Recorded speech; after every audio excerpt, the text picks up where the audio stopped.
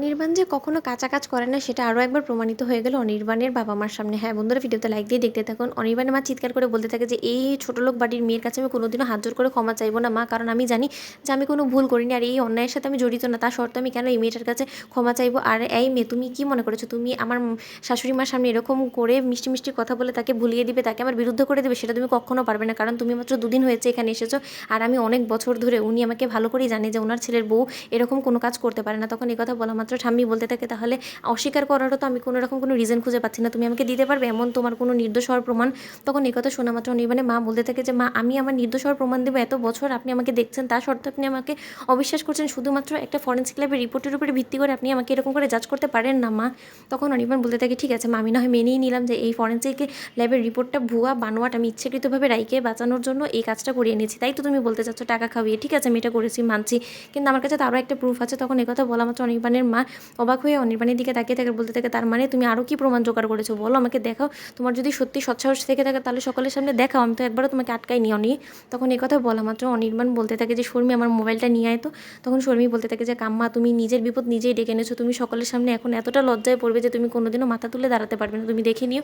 ওদিকে অনির্বাণ ও ফোনের রেকর্ডিংটা চালু করা মাত্রই অনির্বাণের ঠাম্মিতে পায় অনির্বাণের মা এবং অনির্বাণের বাবার কথোপকথন। সেখানে পরিষ্কারভাবে এটাই বলা ছিল যে ইচ্ছাকৃতভাবে অনির্বাণের মা ঠাম্মি লকার থেকে ওই গয়নাটা চুরি করে রাইয়ের লকারে রেখে দিয়েছে। সেই স্বীকারোক্তি পাওয়া মাত্র অনির্বাণের ঠাম্মি বলতে থাকে যে বৌমা, এখনও তোমার কোনো কিছু কথা বলার আছে? আমার তো মনে হয় না যে তোমার আরও কিছু কথা বলার মুখ আছে।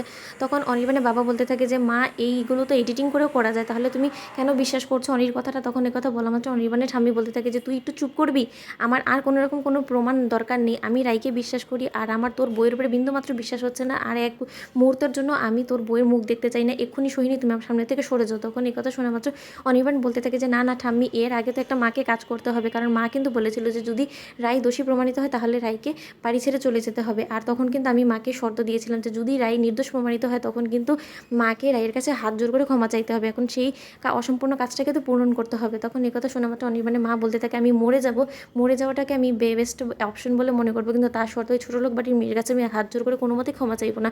ওদিকে অনির্বাণের ঠাম্মি বলতে থাকে, যাকে তুমি ছোটো লোক বাড়ির মেয়ে বলছো না, তার মনটা অনেক বড় বিধায়ী এখনও পর্যন্ত ও তোমার বিরুদ্ধে কোনো রকম কোনো অ্যাকশন নেয়নি। সত্যি যদি ওর মনটা এতটাই ছোটো হতো না, তোমার মতো নিকৃষ্ট মনের হতো না, তাহলে এতক্ষণ অনেক কিছু করে ফেলতে পারতো ও চাইলে, কারণ তুমি ওকে বিনা দোষে দোষী সাব্যস্ত করার চেষ্টা করেছো।